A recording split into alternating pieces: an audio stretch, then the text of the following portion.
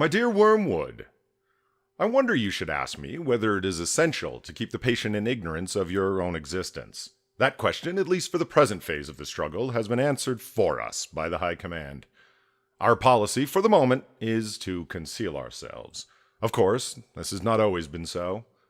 We are really faced with a cruel dilemma. When the humans disbelieve in our existence, we lose all the pleasing results of direct terrorism, and we make no magicians. On the other hand, when they believe in us, we cannot make them materialists and skeptics. At least, not yet. I have great hopes that we shall learn in due time how to emotionalize and mythologize their science to such an extent that what is, in effect, a belief in us, though not under that name, will creep in, while the human mind remains closed to belief in the enemy. The life force, the worship of sex, and some aspects of psychoanalysis may prove useful.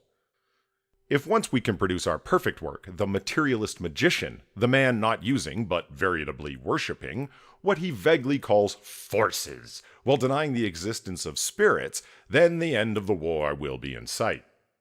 But in the meantime, we must obey our orders. I do not think you will have much difficulty in keeping the patient in the dark. The fact that devils are predominantly comic figures in the modern imagination will help you. If any faint suggestion of your existence begins to arise in his mind, suggest to him a picture of something in red tights, and persuade him that since he cannot believe in that, and it is an old textbook method for confusing them, he therefore cannot believe in you. I had not forgotten my promise to consider whether we should make the patient an extreme patriot or an extreme pacifist. All extremes, except extreme devotion to the enemy, are to be encouraged. Not always, of course, but at this period. Some ages are lukewarm and complacent, and then it is our business to soothe them yet faster asleep. Other ages, of which the present is one, are unbalanced and prone to faction, and this is our business to inflame them.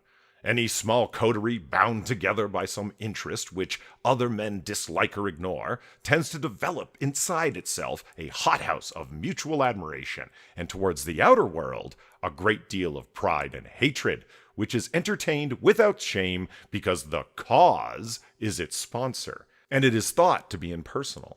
Even when the little group exists originally for the enemy's own purpose, this remains true. We want the church to be small, not only that fewer men may know the enemy, but also that those who do may require the uneasy intensity and defensive self-righteousness of a secret society or a clique. The church herself is, of course, heavily defended, and we never have yet quite succeeded in giving her all the characteristics of a faction. But subordinate factions within her have often produced admirable results, from the parties of Paul and Apollos of Corinth down to the high and low parties of the Church of England.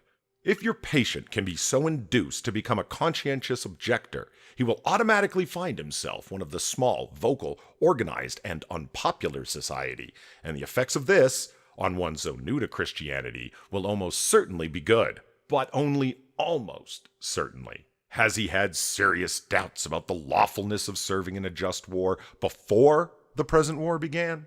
Is he a man of great physical courage, so great that he will have no self-conscious misgivings about the real motives of his pacifism?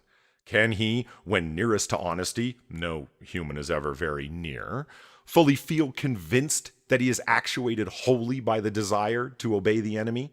If he is this sort of man, pacifism will probably not do us much good, and the enemy will probably protect him from the usual consequences of belonging to a sect. Your best plan, in this case, would be to attempt a sudden, confused, emotional crisis from which he might emerge as an uneasy convert to patriotism.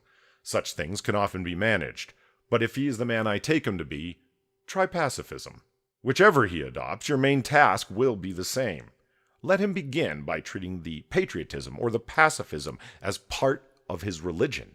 Then let him, under the influence of partisan spirit, come to regard it as the most important part.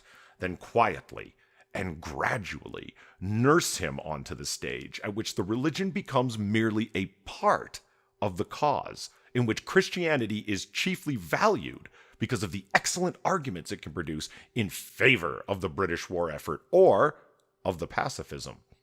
The attitude which you want to guard against is that in which the temporal affairs are treated primarily as material for obedience, Once you have made the world an end and faith a means, you have almost won your man.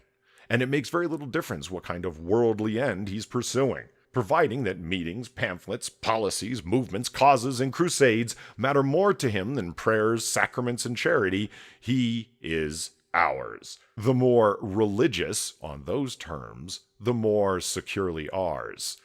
Oh, I could show you a pretty cageful down here. Your affectionate uncle, Screwtape.